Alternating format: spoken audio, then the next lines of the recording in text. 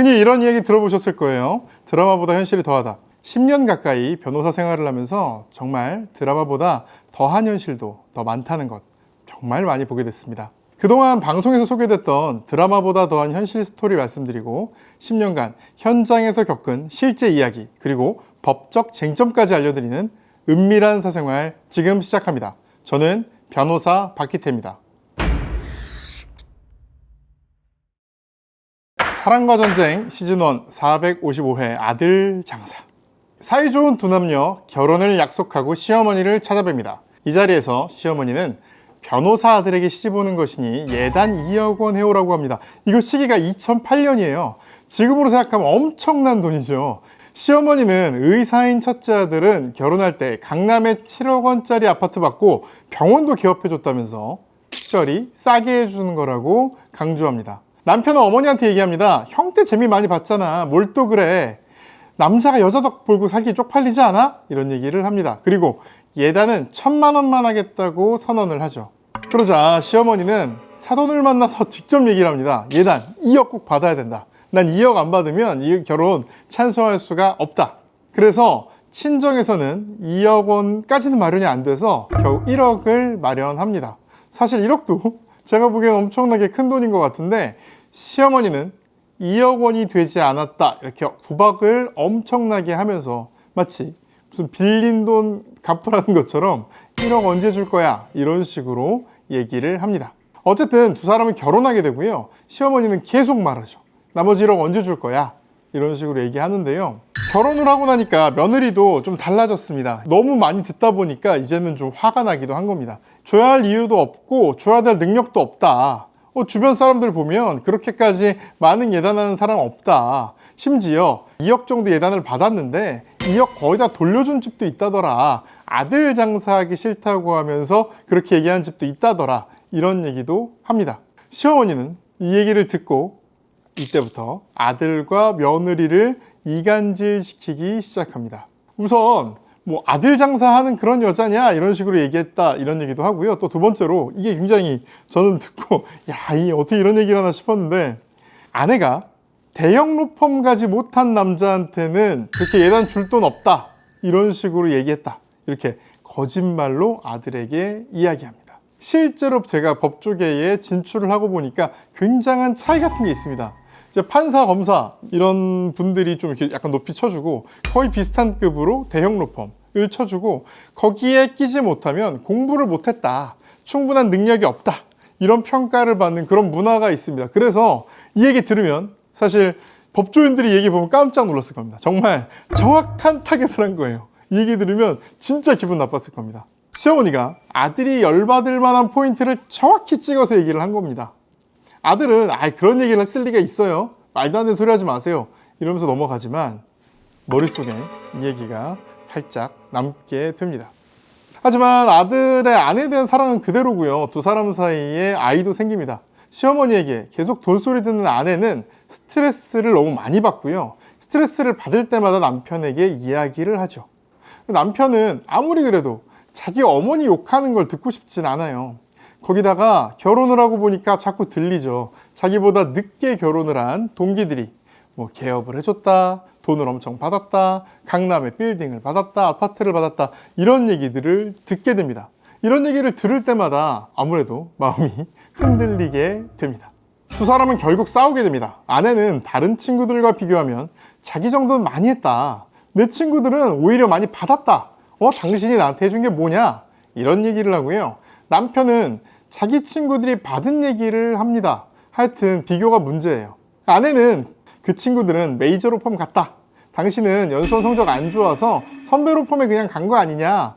이 얘기를 했습니다. 그런데 아까도 말씀드렸지만 이거 법조계 사람들한테 엄청난 상처가 됩니다. 이거 선 넘은 거죠.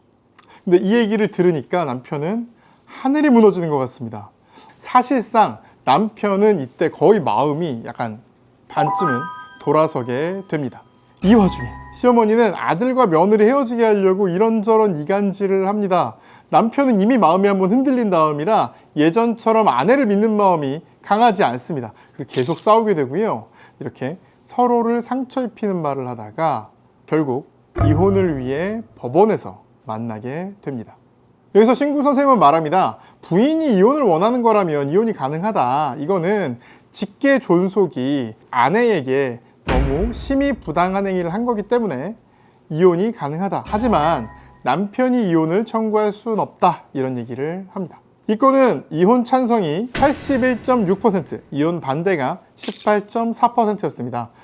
당시 사람들이 보기에도 저런 시어머니 밑에서 결혼 생활이 어려운 건 분명하고요. 또 시어머니에게 단호하게 말하지 못하는 남편 역시 문제가 있는 건 분명해서 다들 이혼에 찬성했던 것 같습니다.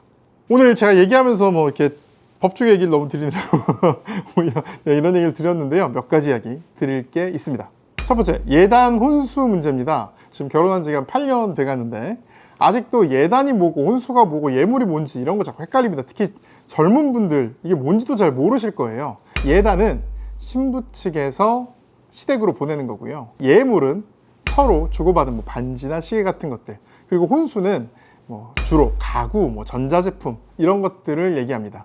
한국의 결혼 문화에서 일반적으로 남자가 집을 해오고 여기를 혼수품으로 아내가 채우고 그거랑 별개로 예단비라고 해서 시댁에 일정 돈을 주는 이런 문화가 형성이 돼 있었죠. 하지만 집값이 점점 비싸지면서 예단 비용 또한 같이 올라가게 되고 이걸 넘어서 남편이 좀 이렇게 전문직이라든가 이런 경우에는 예단 금액이 확 올라가는 경우도 생긴 것 같습니다. 실제로 이 예단 문제 때문에 파혼하는 경우도 생각보다 굉장히 많아요. 이게 단순히 돈 문제라고 생각하면 사실 뭐 거래가 되니까 오히려 갈등의 여지가 적어요. 그리고 어떤 두 가족이 만나고 남녀가 사랑해서 만난 관점으로만 생각해 보면 뭐 돈 문제가 있을 게 별로 없으니까 싸울 게 별로 없습니다. 그런데 문제는 이거는 돈 문제지만 감정 싸움이기도 한 거예요. 시댁 입장에서는 교육비를 엄청 써가지고 잘 이제 결혼을 시키는데 아니 예단 이거밖에 못 받아? 그러니까 예단 금액이 자기 아들의 급을 평가하는 정도의 어떤 그런 문화가 생긴 거예요. 그래서 어머니들끼리 만나서 넌 예단 얼마 받았니? 얼마 받았니? 이런 거 얘기하는 것 자체가 일종의 자존심 그리고 급 이런 정도의 생각이 들기 때문에 이 시댁에서도 예단 비용 때문에 민감해지는 경우들이 있습니다. 그리고 단순히 이제 또 아내 쪽에 생각하기에는 아니 두 사람이 동등하게 만나서 결혼하는 건데 이걸 뭐 돈을 이렇게 요구해?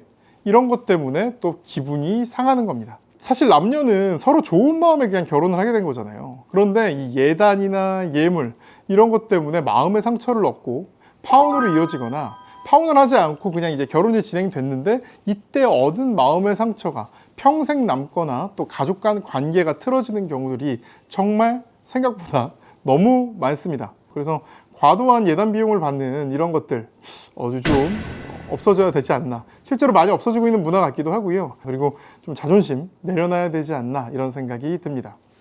두 번째는 이제 약혼 얘기인데요. 요즘 약혼식 잘 안 하잖아요. 제 주변에서 약혼식 한다는 사람 거의 본 적은 없습니다. 그런데 법적으로는 약혼이 인정이 됩니다. 특히 이제 제일 중요한 게 여기서 상견례예요. 상견례를 하고 서로 뭐 결혼하겠다 이런 정도의 얘기를 했으면 이거는 약혼으로 인정이 됩니다. 이제 성관계나 뭐 이렇게 임신이나 출산 이런 걸 한다고 해서 이게 약혼이 되진 않아요. 이거는 뭐 어떤 사실혼이 인정될 수는 있는데 약혼으로 인정받지는 않는데요. 특히 상견례 그리고 뭐 예식장 예약, 청첩장 돌리기 약혼으로 인정받는 경우가 많습니다.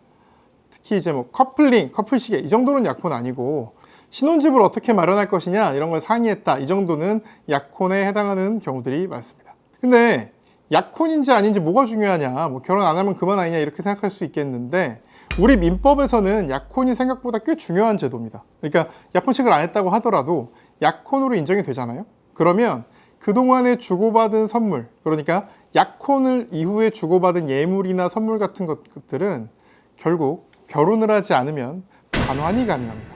무슨 말이냐면 조금 어려운 말인데 드려볼게요. 혼인의 불성취를 해제 조건으로 하는 증여계약이다. 이게 무슨 말이냐면 혼인이 되지 않으면 서로 이거를 다 돌려받기로 하는 계약이라는 거예요. 만약에 그냥 커플 사이다 이 경우라면 주는 건 그냥 증여예요. 그래서 헤어지더라도 돌려받기를 요구할 수는 없거든요. 그런데 약혼으로 인정이 된 이후에는 결혼이 되지 않으면 약혼 예물이나 이런 걸 서로 돌려받을 수가 있고요. 또 약혼이 된 상태에서 결혼을 안 하게 되잖아요. 그러니까 파혼이 되잖아요. 파혼이 됐을 때 여기에 책임 있는 사람을 상대로 책임이 덜하거나 없는 사람은 위자료 청구, 손해배상 청구를 할 수가 있습니다. 특히 채무 불이행에 의한 손해배상 청구, 그리고 불법 행위에 의한 손해배상 청구, 이거를 동시에 할 수가 있습니다. 아까 말씀드렸듯이 약혼 예물은 돌려받을 수가 있다고 했잖아요. 하지만 여기 중요한 게 있습니다. 유책자는 비유책자를 상대로 약혼 예물을 돌려달라고 청구할 수가 없습니다. 무슨 말이냐? 지금 아까 같은 비슷한 경우인데요.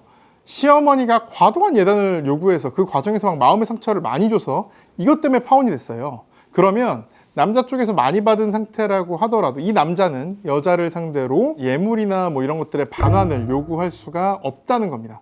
그래서 실제로는 약혼 예물 뭐 반환 청구 소송 이런 것들이 꽤 있는데요. 이런 소송들에 보면 굉장히 개싸움이 되기가 쉽습니다. 네가 더 잘못해서 파혼했다, 아니다 네가 더 잘못해서 파혼했다, 이런 식으로 서로 누가 잘못했냐를 막 따지게 되거든요. 이렇게 따지기 때문에 결국 엄청 개싸움이 되는 경우가 많고, 그래서 유책자로 인정받지 않도록 하는 것들, 이런 증거들을 잘 파악해 놓는 것들이 실무에서, 소송에서는 제일 중요합니다.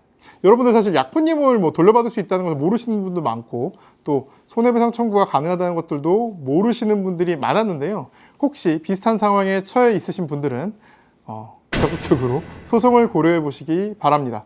불법행위 같은 경우는 시효가 3년이거든요. 그러니까 아직 3년이 되지 않았다면 늦게라도 청구하실 수 있다는 것들 알아두셨으면 좋겠습니다. 자, 오늘은 시어머니가 거의 아들 장사나 마찬가지로 과도한 예단을 요구해서 이것 때문에 부부관계가 거의 파탄난 사례를 알아봤는데요. 이 건 이혼하는 게 좋을까요? 아니면 이혼하지 않는 게 좋을까요? 그리고 남자 쪽의 잘못이 더 많을지, 아니면 여자 쪽의 잘못이 더 많을지, 여러분의 의견을 댓글로 알려주세요.